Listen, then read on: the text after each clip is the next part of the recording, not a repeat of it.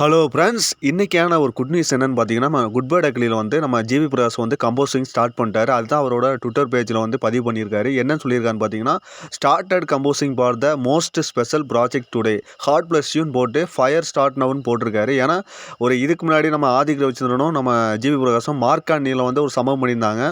அதே மாதிரி தான் நம்ம குட் பை டக்லியிலும் ஒரு சம்பவம் காத்திருக்கு.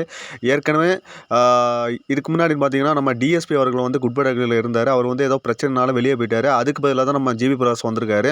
ஏன்னா ஜிவி பிரகாஷ் வந்து மார்க்காண்டி படத்தில் ஏற்கனவே நம்ம ஆதிக் ரவிச்சந்திரனும் நம்ம ஜிவி பிரகாஷும் இருந்திருக்காங்க.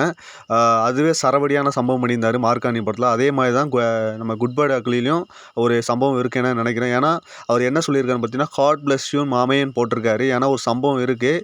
ஏன்னா அவர் வந்து இந்த படத்துக்கு வந்து நான் ஒரு என்னோட பெஸ்ட்டை கொடுப்போன்னு அவர் ரீசெண்ட் இன்டர்வியூலும் சரி சில பேட்டிகளும் அவர் சொல்லிக்கிட்டு இருக்காரு.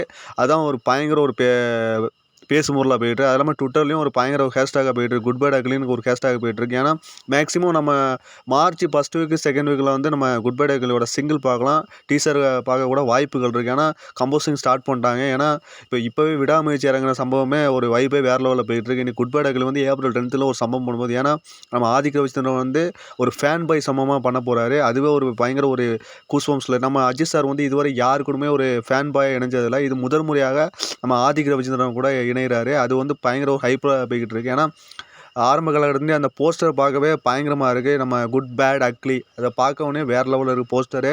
நம்ம அஜித் வந்து இது ஒரு வேறு லெவலில் வருவார்னு நினைக்கிறோம். இந்த வீடியோ பிடிச்சிருந்தா லைக் பண்ணுங்கள், ஷேர் பண்ணுங்கள், மறக்காம சப்ஸ்கிரைப் பண்ணுங்கள்.